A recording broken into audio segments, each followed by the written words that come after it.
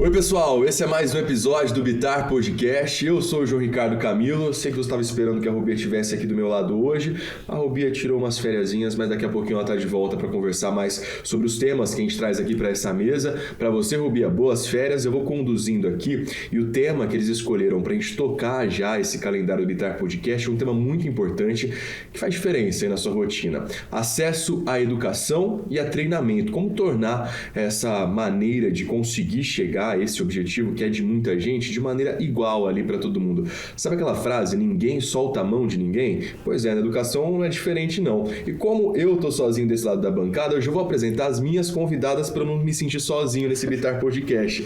Começo falando da Isabela Nascimento. Ela é graduada em Gestão de RH, Recursos Humanos, é pós-graduada em Direito do Trabalho e Previdenciário, também em Psicologia Organizacional e Marketing e Branding. Mas é um currículo extenso, hein, Isabela? Tem mais de 13 anos de experiência na área de recursos humanos e departamento pessoal, além de ter atuado aí em diversas empresas nacionais e até multinacionais. Muito bem-vinda, viu? Muito obrigada, Ricardo. Bom, com a gente também a Stephanie de Oliveira Saldanha, que é graduada em Letras e pós-graduada em Gestão Escolar. É também professora efetiva de língua portuguesa na rede municipal e privada aqui de Uberlândia, na rede pública, inclusive atua no último ano do ensino fundamental e na rede privada no pré-vestibular, que é o medo de muita gente, não é, Stephanie? Com certeza. É uma fase que muita gente enfrenta. Nós três já passamos por isso. Pode ser que tenha muita gente também que esteja nos acompanhando já, que esteja bem nessa fase. É uma fase enlouquecedora se você não tiver cuidado, não tiver preparo. Mas para muita gente, eu acredito que seja ainda mais difícil quando a gente olha para alguns fatores socioeconômicos, até mesmo geográficos. Ao longo da sua trajetória na educação, como que foi esse contato, entender que a educação, infelizmente, não está nivelada quando a gente olha para o Brasil como um todo? Infelizmente, existem algumas áreas que têm um déficit, enquanto outras já estão mais avançadas. Eu tive a oportunidade, desde o início da minha carreira, de entrar em contato com diversos públicos, porque eu atuei desde o princípio na escola pública e na escola privada. Quando a gente sai da faculdade, a gente não sabe dessa diferença, a gente imagina, a gente só consegue perceber ela de fato quando a gente vai para a sala de aula, que a gente percebe os diferentes níveis de leitura, os diferentes níveis de escrita, as diferentes condições, inclusive, para estar na escola, porque muita gente enfrenta dificuldades para estar naquele espaço. E é muito importante que nós, enquanto professores, entendamos isso, porque isso muda a nossa prática. A gente sabe que a gente precisa adequar a nossa prática para estar naquele espaço. Quais fatores estão envolvidos nessa situação? É mais onde essa pessoa mora? É mais uma região? Como que vocês conseguem identificar ali algum local que tem ali mais problemas a serem resolvidos, enquanto outros já estão nesse estágio mais avançado? É claro que quando a gente vai, por exemplo, para uma escola privada, a gente recebe um público de bairros específicos e na escola pública de outros bairros específicos. Só que há diferenças, mesmo na escola pública, entre os bairros, né? Então, com certeza, a região influencia bastante porque ela diz sobre a vivência daquele público, né? Ela diz sobre as condições financeiras, e as condições financeiras, consequentemente, impactam naquilo que a pessoa come, naquilo que a pessoa veste, no acesso que ela tem a livros, no acesso que ela tem a lazer, a cultura, e tudo isso gera impactos na maneira como ela lida com a sala de aula. É claro que a gente vai explorar bem esse tema, mas já para a gente entender um pouquinho a importância de ser debatido esse tema de acesso equitativo, ou seja, nivelado ali, educação e treinamento, eu já queria puxar a Isabela para a conversa, porque nessa experiência de recursos humanos eu vejo que as empresas, assim como na escola, né, naquele tempo posterior onde esses profissionais acabam sendo inseridos no mercado de trabalho, antes estudantes e agora profissionais, eles chegam nas empresas e cada um em um cenário muito diferente e acabam convivendo ali, às vezes numa área específica, ou até mesmo naquele ambiente corporativo da empresa. E aí entra essa palavra tão importante que é o treinamento, ou seja, apesar de já ter tido passado ali algumas etapas, ainda, mesmo que já inserido no mercado de trabalho, essa educação continua através dessas capacitações, treinamentos. Como hoje os recursos humanos vê a importância, então, dessas situações para as empresas? Bom, primeiro eu quero falar que é uma honra estar aqui com vocês, tratando um assunto tão importante, porque hoje os profissionais que estão no mercado são profissionais diretamente impactados pela falta de educação no país. Então, as empresas hoje, ela têm uma missão, além de gerar emprego, de qualificar esses profissionais. Então, as empresas que investem em educação corporativa, treinamentos, elas fazem uma missão, vamos dizer assim. Por quê? Um profissional treinado, qualificado, ele tem uma chance maior de engajamento com a empresa. Por quê? Porque ele vê que a empresa, ele entende que a empresa, ele está olhando por ele, está olhando para o crescimento dele.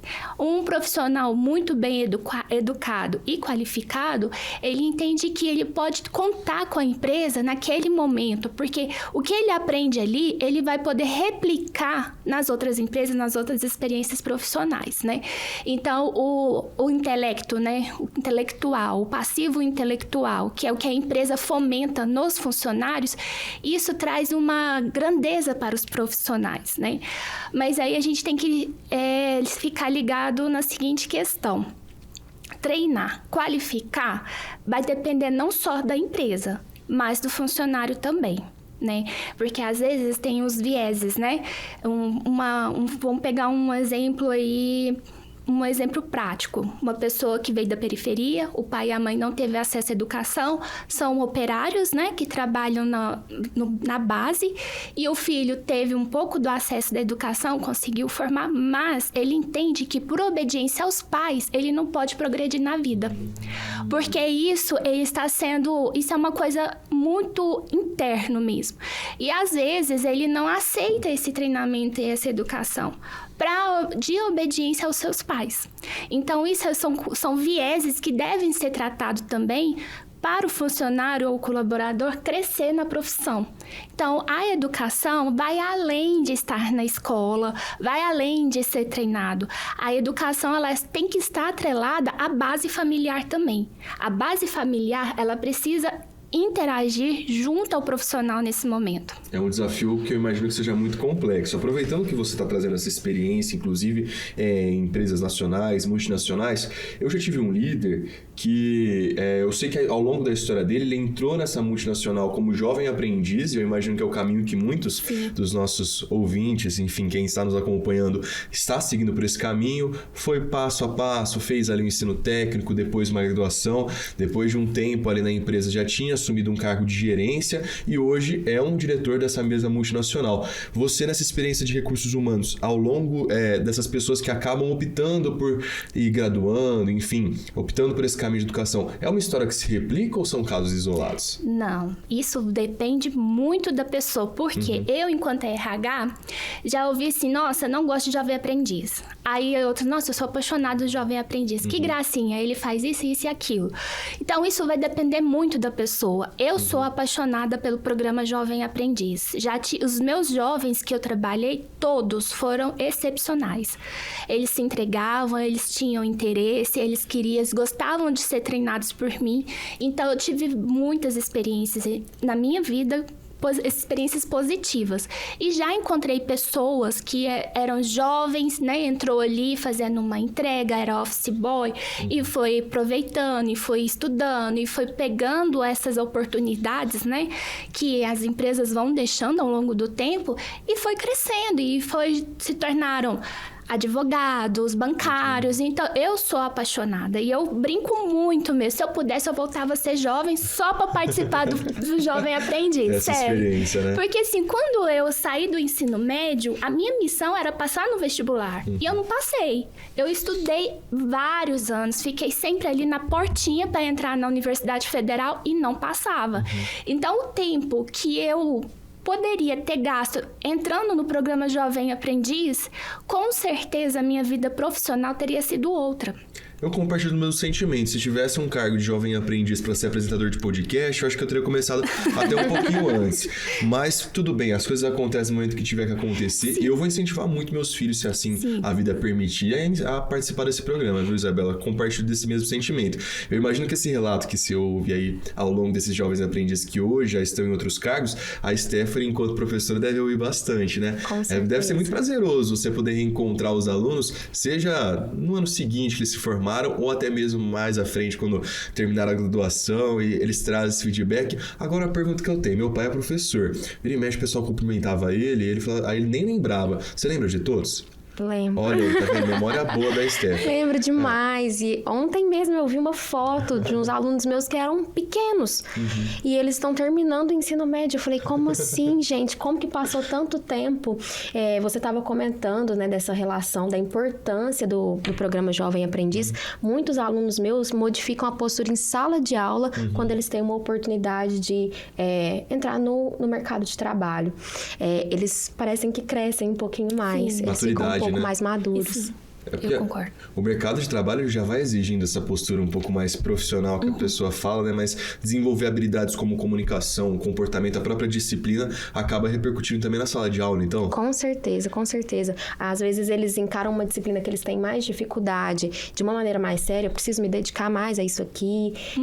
É muito importante que os jovens tenham essa oportunidade, principalmente quando eles estão em situação de mais vulnerabilidade. E a gente está falando na prática, né? A gente está falando do programa de Jovem Aprendiz, mas vale reforçar mais uma vez que a base do programa justamente é o treinamento, esse acesso à qualificação, à educação. E a Isabela puxou um tema ali que eu achei interessante a gente voltar lá para a sala de aula, a importância da família nesse papel de garantir que esse aluno tenha não só esse acesso à educação, mas recursos necessários ao longo dessa caminhada. Você, enquanto professora, consegue fazer esse equilíbrio? Como que funciona essa relação?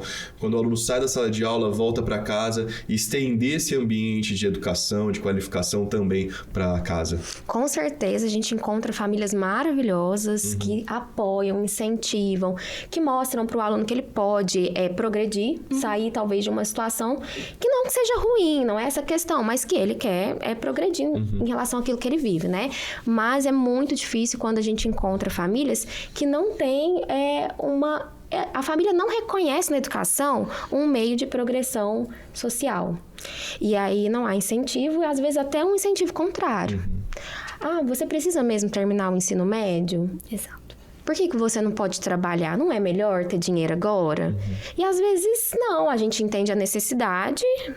Às vezes não há escolha, mas a dedicação aos estudos a gente sabe que modifica muito a realidade de muitas pessoas no Brasil. Daí a importância de políticas públicas que garantam, então, que esses estudantes consigam terminar pelo menos essa fase de ensino médio e depois optem ali, seja para um ensino técnico ou até mesmo a graduação. Mas que pé que tá de políticas públicas? Eu vi que recentemente o governo federal lançou uma possível bolsa aí para esses estudantes, mas hoje o que já é real, o que é na prática, fatores que contribuem para que esses alunos continuem na sala de aula? Na prática, pelo menos assim no contexto em que eu atuo, são poucos incentivos. Por último, a gente teve aquele projeto de promoção de higiene para as mulheres. Então, para aquelas alunas que têm alguma dificuldade financeira, elas terem acesso ao absorvente, é uma maneira de manter elas ali na escola, né? Mas na prática são poucos projetos, poucos recursos financeiros para continuar, né? A gente sabe que tem alguns programas que dão recurso para a família, mas são poucos, não é para todo mundo mesmo. Eu vejo que tem uma disparidade muito grande na regionalidade do país, né? A gente pegar aqui o Nordeste, né? Vamos ali para o Sertão ou até mesmo para o Norte, você vê que é diferente aqui para o Sudeste e para o Sul. Às vezes as crianças vão a pé para a escola, a única refeição que tem é a merenda da escola. Então o repasse das verbas públicas, como que será que anda, né? Porque se a gente arrecada tanto imposto, a gente paga tanto imposto pro governo, por que a educação do Centro-Oeste, do Sudeste, do Sul não é igual para Norte e Nordeste, né? Porque a gente vê muito empenho das professoras em dar o melhor, né? Que são as professoras que são profissionais que amam aquilo que fazem. Então, elas compram do próprio dinheiro material para a escola, material para as crianças. As crianças ficam de sorriso, de orelha a orelha, por aprender, né? E se a gente voltar aqui para o Sul, para o Sudeste, a diferença é outra, né? Nós temos algumas escolas que tem algo, eu não sei, você pode até me corrigir, se tem educação integral, né? Escolas estaduais, municipais, que é integral. A educação em si, ela é um pouco melhor né, do que do norte e do nordeste. Então, assim, políticas existem, mas o repasse de verbas talvez não esteja chegando aonde precisa, né? Que são as escolas de alunos que precisam de mais atenção para se desenvolver. Às vezes a gente olha só para nossa realidade aqui, mas a realidade de lá para cima é um pouco mais complicado. Às vezes a gente não precisa nem ir longe, né? O próprio Minas Gerais, que é o local que a gente está gravando esse podcast, é um estado gigante, tamanho de alguns países, muitas vezes até maior. Quando a gente olha para alguns locais, ainda há um déficit bem maior que outros, e isso acaba aumentando a desigualdade. Aí eu acho que vem aquela pergunta que todo mundo faz, né? O que eu posso fazer para ajudar e qual que é meu papel diante de tudo isso? Existem várias ONGs, existem vários projetos que estão dando essa subsistência para a educação, mesmo que em passos um pouquinho mais lentos e caminhando para essa igualdade. Mas quando eu olho para a minha realidade ali, valorizar as oportunidades que eu tenho de me capacitar, de estudar, seria uma forma de incentivo de mudar essa realidade? Eu acho que o primeiro passo é a gente entender o lugar que a gente ocupa na sociedade. Eu enquanto profissional professora, você enquanto profissional de recursos humanos e os alunos enquanto estudantes. Entender que é um espaço do qual eles têm que eles têm que se empoderar daqueles lugares que eles ocupam. São oportunidades únicas. Por mais que alguns deles enfrentem dificuldades para estar ali, tem gente que não está. Então, como que isso pode mudar a vida deles? E para isso, eles precisam de um apoio de várias mãos. Da escola, da família, do Estado, principalmente, né? De reconhecer as dificuldades e as demandas de cada lugar. A iniciativa privada como um todo, né? Que pode, sim, facilitar a entrada no mercado de trabalho, criar projetos específicos de acordo com as minorias que a gente tem, né? Eu acho que esse é um caminho importante. Tá vendo, meu amigo, minha amiga? Você que está acompanhando, seja por nossa plataforma de estudos, aí você já está tendo um passo a mais na capacitação, ou até mesmo pela internet. Olha o potencial que tem, valoriza, pode ser uma coisa fundamental para você tocar essa vida para frente. Mas aí cai naquela pergunta também que eu mesmo já me fiz. Nossa, eu não gosto de estudar, para mim é complicado, é chato, sentar a bunda na cadeira. É uma incógnita de muitos estudantes. Mas hoje, com a maturidade, depois que a gente termina, a gente passa por alguns outros processos, a gente começa a entender que nem sempre precisa ser chato. A gente pode procurar alternativas e essas alternativas estão aparecendo até mesmo aqui no mês do Bitar Podcast. A gente já falou sobre as novas tendências, tecnologias aliadas à educação. Então nem sempre precisa ser aquele modelo tradicional, maçante de livro. Hoje existem várias formas de se capacitar, seja pela internet, fazendo algum curso. Isabela, ao longo desses anos, quais são as formas mais atrativas assim? Eu acho que capacitação é uma coisa que as empresas estão pedindo muito. E ao mesmo tempo vão surgindo novos formatos para adequar ao que o público gosta. Tem algum aí que chama a atenção?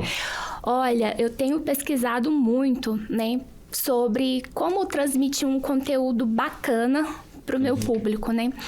E eu descobri um fato muito curioso. Hoje os jovens vão pro TikTok para aprender alguma coisa. Vai lá. Não é dancinha não, viu, gente? Não é dancinha. Não é só dancinha, pelo menos.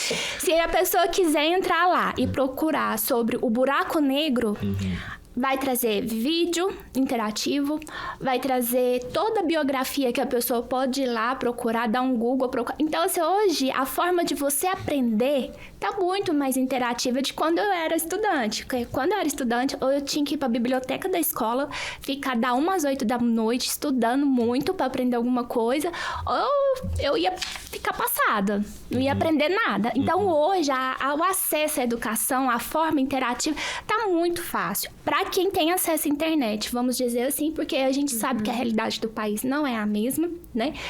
Nem todo mundo tem acesso à internet, mas os poucos que têm acesso à internet e os jovens de hoje em dia, eles se inovam cada vez mais. Então, acesso a conteúdo gratuito, seja no Instagram, no YouTube, TikTok, Twitter, tá assim, pipocando, né?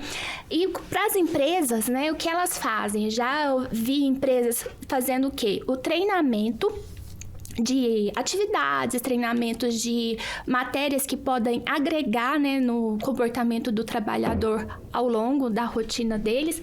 Eles fazem a educação corporativa, como eu falei, que em forma de vídeo, né? Vai lá, elege os talentos da empresa que consegue, que domina algum tipo de conteúdo e leva para um estúdio e lá fazem um curso de 3, de 10 minutos e disponibiliza na plataforma, né? De algumas empresas. Então, isso é normal, isso é uma coisa, é uma prática muito bem vista no mercado, que as empresas estão fazendo para fazer a gestão do conhecimento. Que legal. Eu vejo que tem muita gente que já está inserida no mercado de trabalho e quando ouve a palavra treinamento na rotina, ali na agenda, até assusta, né? Já sabe que vai esperar ali um momento muito maçante. Que bom que já está tendo esse movimento de se preocupar com a atenção que essas pessoas vão ter para a absorção desse conteúdo. Ô, Stephanie, falando nisso, em absorção de conteúdo, enfim, desse medo, toda vez que vem um professor aqui eu peço desculpa, viu? Porque apesar de eu ser neto da professora Vilma, filho do professor José Ricardo, os quais eu agradeço muito, inclusive, graças a eles estou aqui hoje, mas eu dei trabalho demais para os professores, viu, Stephanie? Conversava muito, falava muito na sala de aula, já indicava que correria ali para comunicação. Mas já pensando nesse ambiente corporativo que está mudando, está se inovando, a sala de aula também está se preparando para receber esses jovens que querem aprender, querem ver coisas novas, mas nem sempre naquele formato tradicional, que é na sala de aula, sentado e alguém falando, já se preparando para receber essas informações que sejam pelas redes sociais e tudo mais. Como que os professores têm se preparado para receber essa geração? Receber não, porque está aí já, né? Existe uma preparação a passos lentos, porque existe a dificuldade, às vezes, de infraestrutura, de recurso tecnológico na escola e uma dificuldade, inclusive, da formação do profissional. A nossa formação ainda é muito tradicional. Eu não sou formada há muitos anos, se a gente levar em conta há quantos anos existe o curso de letras, por exemplo, na Universidade Federal de Berlândia. Existe uma necessidade de modificar a formação do profissional para que ele não seja tão engessado. Mas, ao mesmo tempo, eu também concordo que isso é difícil e que a gente tem que encontrar um ponto de equilíbrio.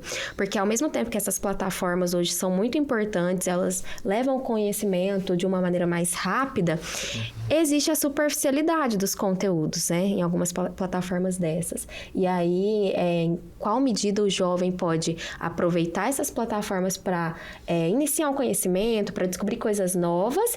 Em qual medida a gente consegue equilibrar isso para que ele não entenda que isso tudo é o conhecimento que ele pode adquirir.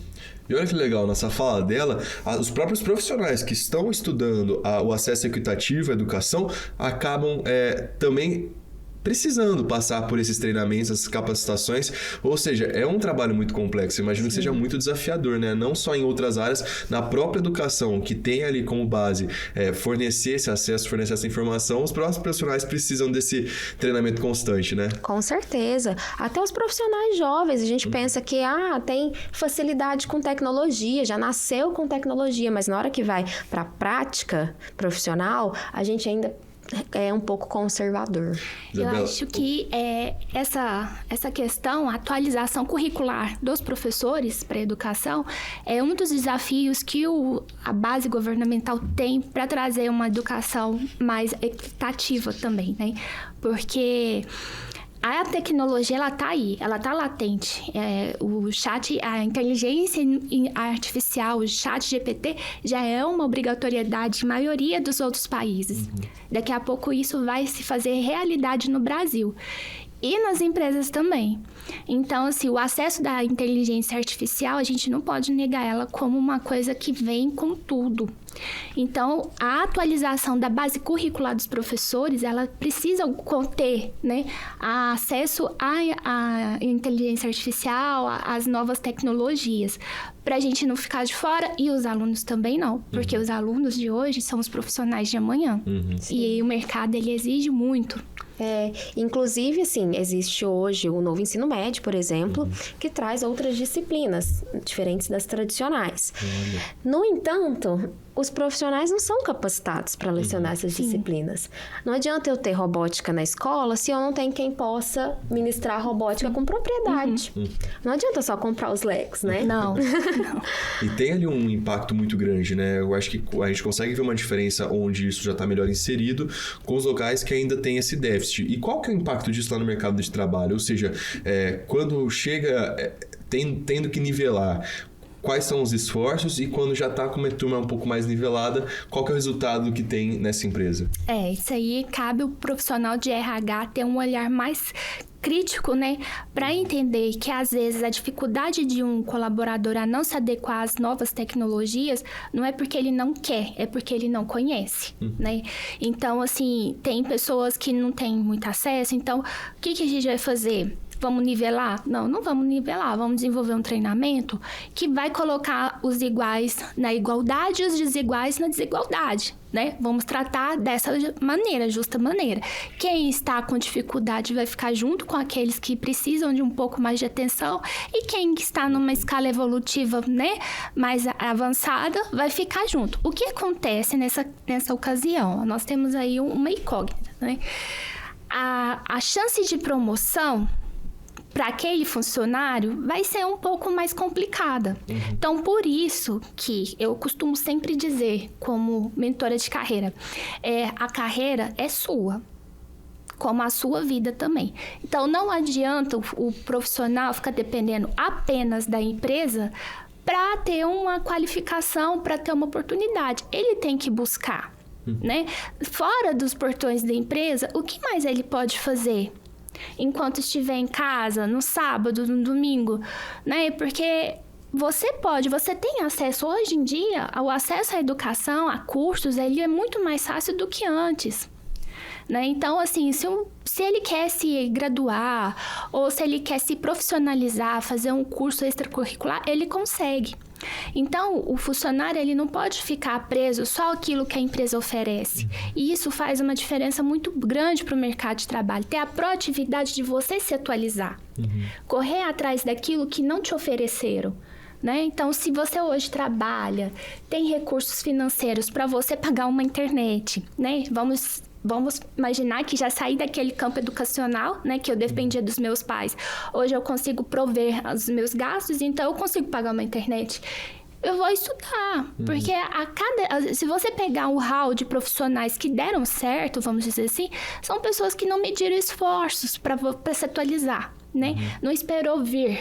Então, a educação, o treinamento, ele existe. Mas existe também a possibilidade de você pegar aquele sábado e estudar, fazer um curso, né, para se profissionalizar e, além de fazer o curso, colocar em prática o que fez, mostrar que aprendeu. Isso já faz uma diferença muito grande. A minha orientadora falava sobre o sábado. Ela falou assim, você vai perder um sábado da sua vida, mas com o resultado que você vai levar para a vida toda.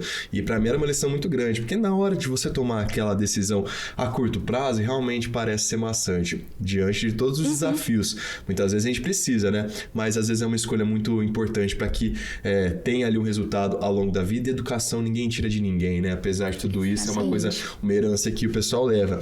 E essa lição que a gente está conversando aqui na mesa do Bitar Podcast de hoje, não é só para o estudante, não. Você viu, é para os professores, para profissionais de RH, acho que todo mundo, quando eu falei lá, ninguém solta a mão de ninguém, é porque todo mundo tem um papel fundamental nesse processo de tornar essa educação ainda mais igual ao longo desse processo. Eu acho que chegar na igualdade, quando tornar tudo equitativo, não sei se eu vou estar aqui para ver ainda, mas esse caminho vai, pelo menos a gente poder, com uma conversa como essa, se transformar em algum ambiente, a gente já plantou uma sementinha ali, não é não? Com certeza. E falando em referência, assim, né, implantar essa sementinha, muitas vezes quando a gente quer tomar alguma decisão, quer mudar alguma coisa, alguma realidade, a gente tem justamente algo como referência. Vocês têm alguma iniciativa, seja aqui no Brasil, próximo ou até mesmo internacional, que vocês têm como referência no sentido de ser algo bom, algo que tem trazido uma mudança para tornar a educação cada vez mais igual?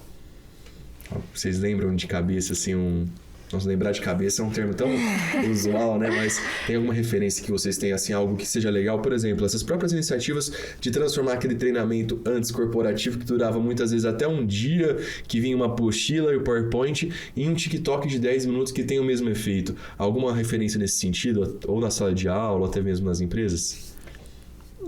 Bom, eu vou falar aqui, o podcast. Legal. Isso aqui já é uma coisa muito sensacional. Por quê? Vamos pegar um aluno que está lá estudando, seja em qualquer parte do Brasil, e não tem um pai ou uma mãe para falar isso, para enxergar, mostrar o cenário, né, para dar um conselho para os jovens, como eles podem se portar mediante o mercado. Essa iniciativa do Bitar Podcast, ela é sensacional, porque se um aluno, né, vai lá, me passaram o link, entra no YouTube, lá tem um monte de curso, um monte de podcast. Quero ouvir sobre como me destacar no mercado de trabalho. Clico lá. E vai ter vários insights de profissionais qualificados que vai me trazer isso. Se eu não tenho alguém para me dar um apoio, eu vou buscar onde? No podcast Bitar. Então, isso para mim é uma iniciativa sensacional. É um programa que está de show de bola. E as empresas podem fazer isso, né? Porque hoje a gente passa a maior parte do nosso tempo, os jovens também, essa é uma realidade, na internet. Então, a internet ela tem que estar mais permeada de programas educativos do que programas que vai trazer uma má influência. E a gente não combinou, viu, Isabela? Deixando bem claro que esse merchan aí foi da parte dela. Foi. Até agradeço e aproveito para fazer nosso merchan. Aqui no Bitar Podcast você acompanha temas de atualidades, profissões e tem tudo lá no nosso canal, nas principais plataformas de áudio você vai acompanhando também os temas e pelas nossas redes sociais você fica antenado em tudo que é novidade que a gente traz aqui. Pode participar, mandar mensagem, mandar alguma dúvida, sugestão, participa junto com a gente. Tá vendo a importância do podcast? Aqui muitas vezes a gente fala o que realmente as pessoas nem sempre têm esse tempinho de fazer essa reflexão de ouvir. Exatamente. Obrigado, viu, por esse merchan, que depois a gente combina okay. Uma caneca, alguma coisa. Aí a produção vai organizar. Ô, Stephanie, podcast já está sendo inserido também na sala de aula? Acho que o pessoal tem usado também como referência, assim, para poder levar esses conteúdos, trazer algo. É porque eu não queria revelar a idade, não, mas eu tive um professor que usava ainda retroprojetor. Vocês lembram disso? Retroprojetor? Sim. Agora tem trazido também essas outras ferramentas pensando em capacitar melhor esses alunos? Eu acho que tem professor que não usa retroprojetor porque não tem mais na escola, senão ele usava. Mas era bonitinho, eu gostava também. Há uma tentativa, sim, Eu acho que o que falta é recurso, né? A gente ter, por exemplo, equipamento na sala de aula, não precisar agendar para ir até uma sala que tem os recursos tecnológicos. Acho que o que falta um pouco é isso, talvez o que eu já disse, né, em relação ao conservadorismo dos professores. Mas assim, os alunos procuram, porque eles escutam podcast, né? Eles estão no TikTok. Então, como eles consomem, às vezes eles até falam, nossa, professora, não tem outro jeito da gente aprender isso aqui hoje, não. Já vem com esse pedido. Ou seja, tem interesse, agora é esse caminho que está sendo ajustado de como transformar tudo isso para essa geração. Sim, com certeza. Eu fico pensando com o desafio de um professor trazer um conteúdo que prenda a atenção dos alunos, né? E ainda mais numa geração que é tão rápida. Instantânea, né? Porque antigamente você tinha que sentar, prestar atenção, escrever tudo no caderno, ir para casa, reler a matéria, e hoje não. Hoje eles podem pegar, joga na internet, já sabe. Então, prender a atenção para que esse aluno consiga entender a matéria é um desafio muito grande. Não tem como negar que estudar exige dedicação e trabalho. E tempo. Então, ao mesmo tempo que nós, enquanto professores, temos que entender essa necessidade de ser mais imediato dessa nova geração, a gente tem que conseguir buscar estratégias para falar assim, olha, espera um pouco, aqui você vai precisar de um pouquinho mais de trabalho, você vai precisar se dedicar. E realmente é muito difícil, porque não adianta falar que não vai usar celular na escola, porque vai usar o celular na escola. Pode colocar a regra, pode colocar a lei. O celular tá na mão do menino a todo momento. Como que a gente pode usar o celular ao nosso favor? É mudar a regra do jogo, né? Em vez de proibir, tentar tornar aquela ferramenta acessível justamente para essa educação igual. Incluir o celular, as novas tecnologias e ensinar a usar, porque muitas vezes a gente parte do pressuposto de que o aluno sabe utilizar, mas ele sabe usar para fins específicos. Eu tive uma experiência o ano passado, eu sugeri para os meus alunos do ensino fundamental fazer um TCC. E aí... Não, fala essa palavra aqui. Na hora que eu entreguei o computador na mão de cada um, porque lá a gente consegue fazer isso, eles falaram, professora, eu não sei usar o Word. Professora, aí eu falei assim, tá, e o PowerPoint? Eu pensei, nossa, é mais colorido, talvez, né, dê certo. O que é PowerPoint? Falei, e o Canva, gente? Só sei usar pro Instagram. Gente... Ó, eu sei que tem muita gente aí que já mandando bem no Canva, viu? Que manda bem nessas... Agora é só adaptar essas funcionalidades para a educação e para o mercado de trabalho. Agora, vou fugir um pouquinho do roteiro, porque vocês entraram numa palavrinha que remete a uma geração que está cada vez mais ansiosa justamente pela instantaneidade. Ansiedade nem sempre vai ser ruim. A gente já tratou disso aqui no Bitar Podcast. Ela se torna ruim quando passa do limite e acaba interferindo nas decisões, nas escolhas e na rotina da pessoa. Mas eu vejo que o pessoal quer tudo para ontem, para agora, para antes de ontem. A educação nem sempre é assim, leva tempo. Ao longo da nossa trajetória, a gente tem um processo para passar no ensino fundamental, no ensino médio, na graduação, numa pós-graduação, nas próprias capacitações. Como vocês lidaram, eu vou partir para a vida pessoal aí para vocês trazerem essa experiência para a gente. Ao longo dessa trajetória, como lidar com que, eu vou precisar de um tempo para me graduar, eu vou precisar desse tempo para fazer essa pós-graduação, esse treinamento? Como vocês lidavam para entender que isso levaria ali uma dedicação e, claro, tempo? Uma questão que a gente já apontou aqui é a maturidade. Com certeza a maturidade vai trazendo pra gente novos horizontes. Mas eu acho que o mais importante fica aí pro jovem que está assistindo a gente hoje, que o importante é se planejar. A gente precisa planejar, ter um cronograma, né, do que a gente deseja. Eu não posso desejar no futuro ser jogador de futebol se hoje eu não estou trabalhando para isso. Ninguém vira de jogador de futebol do dia para a noite, são casos raros.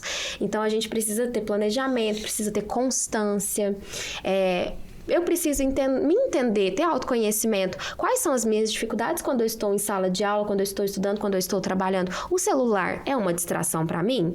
Então nesse momento eu vou deixar o celular de lado, eu vou criar intervalos para que eu possa usar o celular e me satisfazer, mas não me distrair. Tinha alguma técnica também, Isa? Olha, para eu chegar onde eu cheguei, foram alguns tropeços que eu tive, né? Depois do ensino médio, eu comecei a estudar para o vestibular. Como estamos aqui em Uberlândia, né? Meu sonho era entrar na UFO. Eu queria fazer psicologia. E eu tentei várias vezes e não consegui. Por causa da minha ansiedade. Eu não conseguia passar, não ia para a próxima fase. E isso me martelava demais. E quando eu falei assim, eu vou desistir, aí entrei para o mercado de trabalho, né? Fui ser promotora de vendas de cartão.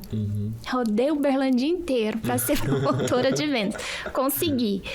Aí teve o Enem, a primeira fase do Enem, a primeira vez que aconteceu, que dava bolsas para quem se destacava nas provas. Eu consegui bolsa para o curso de RH.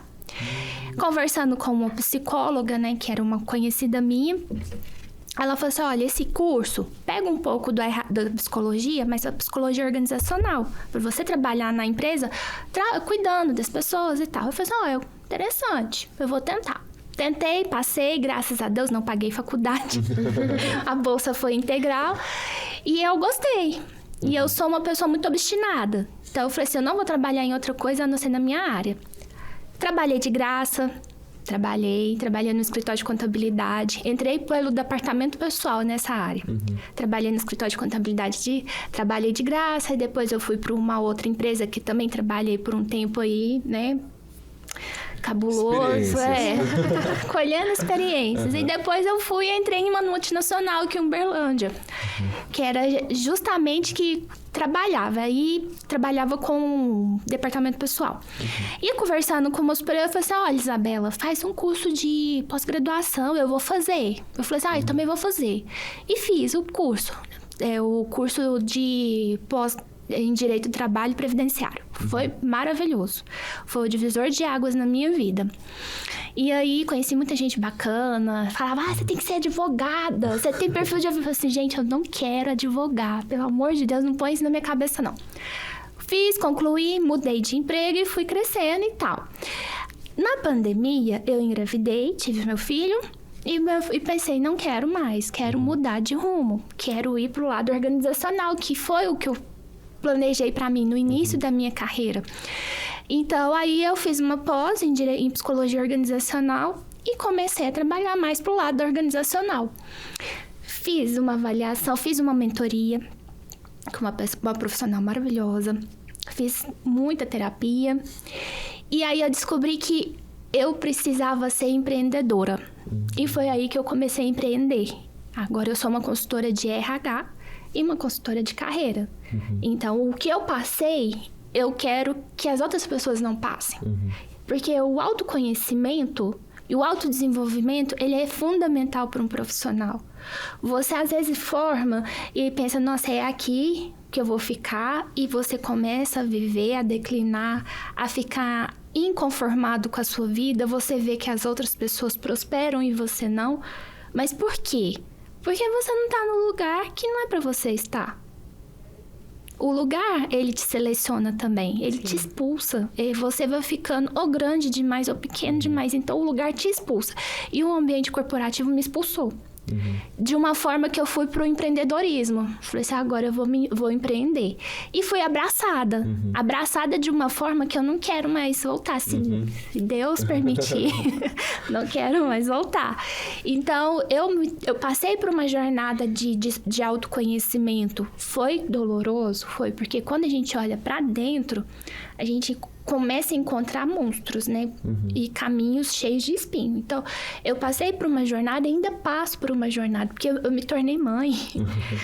Ser mãe é você se tornar melhor. Então, eu estou me tornando uma pessoa melhor, tanto para mim quanto para o meu filho. Então, eu ainda estou no processo de progressão da minha carreira. Né? A carreira, hoje eu entendo que a carreira ela não é linear. Ela vai, ela sobe, ela muda, ela dá uma volta até você se encontrar. E até você partir dessa vida. Porque enquanto você tiver vida, a vida ela muda, ela é mutável. Assim como a carreira. E eu entendi isso. E pra mim tá tudo bem. Essa história que a Isa contou aí pra gente, pelo menos tem 13 anos, né? 13 anos dessa jornada, ou seja, um tempo considerável que você foi se capacitando para estar nesse lugar que hoje para você é confortável, sim, né? Então, sim. para você que tá nos acompanhando, respira, calma, pensa bem, é o momento de você fazer essas escolhas, ter a consciência que para cada escolha que você fizer vai dedicar um tempo, uma dedicação, mas com certeza vai ser um resultado para você, seja uma experiência ou até mesmo já subir um degrauzinho até onde você queira chegar, e às vezes chegar nesse degrau e perceber que quer voltar a escada e optar por outro caminho, tá tudo bem. Tá tudo certo. Aproveita essa jornada para aprender, e quando a gente fala de capacitação, não é só se capacitar lendo livro ou aprender esse conteúdo. Às vezes se conhecer, entender os seus limites, o que você gosta de fazer, também é se capacitar, é você ter essas habilidades mais preparadas, então, para encarar a vida, o mercado de trabalho, enfim, toda essa jornada, e aproveita que é bom demais, né? Apesar desses nãos que a gente leva, de uma porta que às vezes não abre, quando enfim a gente consegue conquistar, é muito bacana, é prazeroso, né? Eu fico imaginando como que foi aquela vez que você passou na faculdade, assim, que você optou pelo curso e deu tudo certo, e um caminho tão bonito que é da educação. Nossa, quando você começou a contar... Porque quando ele perguntou, eu não pensei em tudo. Mas quando você começou a contar da sua vida, eu lembrei da minha. Eu sempre quis muito fazer jornalismo. Tá vendo? Sim, Oi. sempre quis muito. Gosto demais. Talvez um dia até faça, né? Isso aí, eu incentivo. Mas eu ficava assim, gente, mas será que eu gosto de outra coisa? Eu acho que é importante a gente entender que a gente não é uma coisa só. A gente é múltiplo na gente mesma, né? E aí eu pensei, eu sempre brinquei de ser professora. Será que eu gosto de ser professora? E eu comecei a pensar nisso com mais seriedade. E quando eu fiz a prova do Enem, eu fiz para jornalismo e letras. E aí eu passei em letras e eu fiquei super feliz. Nossa, aquela coisa, né? Vamos comemorar que passou na universidade. Quando eu entrei pro curso, eu realmente vi que eu queria aquilo. Só que é importante a gente pensar nisso que você falou. Eu estou professora. Sim. Pode ser que um dia eu não seja mais. Pode ser que um dia eu queira fazer jornalismo e me dedicar à área. Ou pode ser que eu não queira nada, queira empreender e me dedicar só a uma coisa que seja minha e crescer naquilo, né? Que eu também estou buscando. Ela falou que é mentora de carreiras. Eu vou até pegar o contato dela ali, ó. Aí, eu fui lutando também. Porque eu acho que a gente tem que entender, e quanto mais cedo a gente entende isso, é mais fácil, que a gente é múltiplo, que a gente tem muitas possibilidades, que a gente tem muitas habilidades, e a gente tem que ver o que a gente tem oportunidade de fazer. E aproveitar essa oportunidade, que pode ser a oportunidade da vida. E muitas vezes, durante essa caminhada, a gente vai ter frustrações, vão ter conquistas, né, ao longo dessa jornada. Eu mesmo, quando eu entrei na faculdade de jornalismo, eu queria trabalhar com televisão. Eu falei, como que eu vou trabalhar com TV? Mal sabia eu que durante a minha escolha, quantas coisas já mudaram, né, do audiovisual, da televisão, para quem está nos acompanhando agora através da internet. E a gente vai aproveitando essas experiências, essas escolhas e se capacitando, que é o mais importante. A gente está falando dessa capacitação, desse acesso à educação, aos treinamentos que a gente faz ao longo dessa jornada. A gente está falando do nosso, né? Mas eu fico pensando também o quanto essas histórias que vocês compartilharam, eu tenho certeza que vai plantar uma sementinha, vai impactar, alguém vai se identificar, alguém vai se inspirar, mas também olhar nesse caminhado do acesso igual à educação, a esse treinamento, para todo mundo estar nivelado, para a gente explorar um futuro bom para todo mundo, o quanto que eu posso contribuir para o outro também, né? Então, qual que é a orientação que vocês dariam? Qual dica, enquanto professora, enquanto profissional de RH, mas também enquanto profissionais, mães, enfim, para esse olhar para o próximo, como que eu posso ser mais gentil, ser mais empático com o processo de aprendizado também do outro? Porque esse processo é constante na nossa vida, mas para o outro também. Então, qual que é a dica que vocês dariam para a gente conseguir pegar essa mãozinha e irmos juntos para esse futuro? Olha, eu diria o seguinte, o óbvio para mim não é para você. Não é. Então, você, se precisar falar que eu preciso ficar direcionada para esse microfone aqui, porque ele sai o som só aqui 1 milhão de vezes até eu entender, tem que falar. Porque a capacidade da pessoa de entender não é a mesma que a minha. Então, você precisa ser mais empático. Né? Você precisa entender que a outra pessoa tem uma dificuldade. Nós somos seres humanos, nós temos limitações. Limitação na fala, limitação para ouvir, limitação para tudo na vida. Então, assim, até a pessoa descobrir um exemplo, eu tinha uma conhecida e a mãe e a família taxava ela como sonsa. Porque a pessoa, ela não entendia. Falava uma vez, falava duas, ela não entendia. E agora, aos 40 e poucos anos de vida, que ela descobriu que ela é surda do ouvido. Olha. Então, ela passou a vida inteira dela sendo marginalizada pela família. Ela foi marginalizada e ela foi taxada como uma pessoa sonsa. Então, assim, o óbvio precisa ser dito. Você precisa olhar como ser humano com um olhar mais empático. Porque o ser humano, ele está perdendo a capacidade de empatia. Ele está muito bruto, vamos dizer assim. Então, você precisa olhar com um olhar humano, entender que outra pessoa tem as suas limitações. Só que eu, enquanto ser humano, eu também preciso assumir que eu tenho as minhas limitações. Eu tenho as minhas dificuldades de entendimento, de entrega, de fala. E eu preciso me acolher, né? Eu preciso estar ali, me acolher e entender que eu preciso de desenvolvimento. O desenvolvimento humano é isso.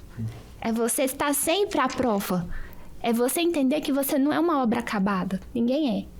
Né? A gente vai morrer com 95 anos ainda precisando ser lapidado.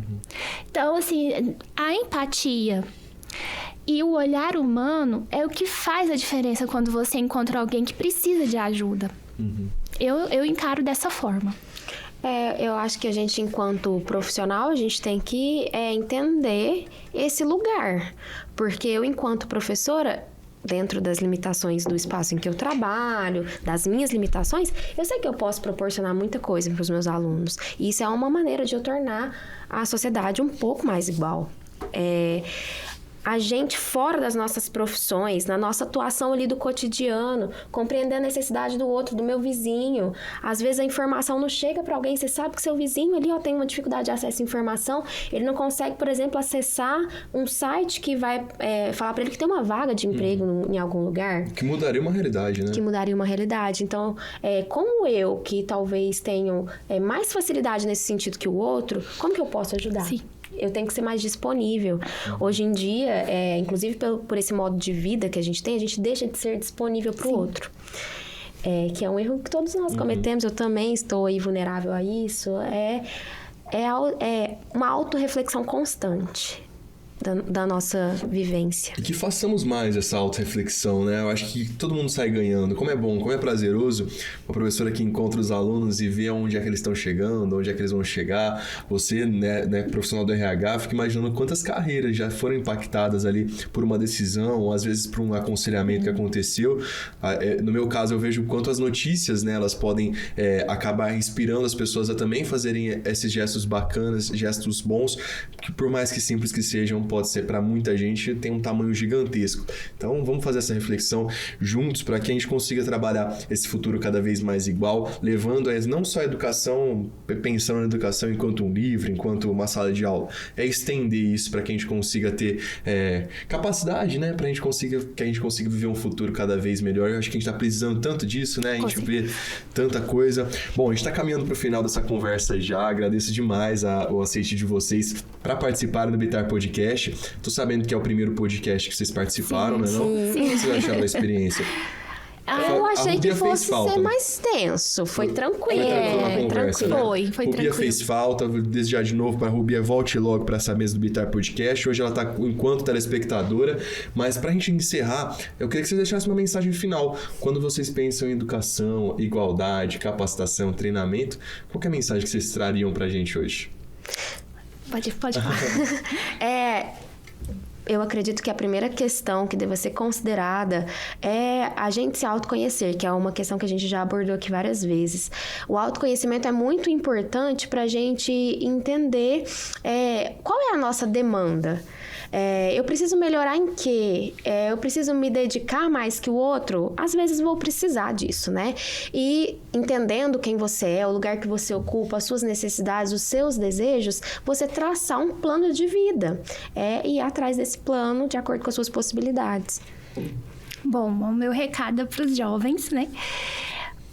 Creio que a maioria dos nossos espectadores, eu digo para você que está estudando, está sendo jovem aprendiz, está no caminho certo. Isso mesmo, continue com o programa, se esforce, se dedique, porque é uma oportunidade que poucos jovens entendem que é uma oportunidade. Então, continua nas aulas, continue estudando. E se você vê que isso não é para você, tudo bem, você dá uma pausa para usar esse tempo para se descobrir. Descobrir o que você quer e para onde você vai, né? Apoio você vai ter sempre de qualquer pessoa que esteja aí do seu lado para que você consiga se desenvolver.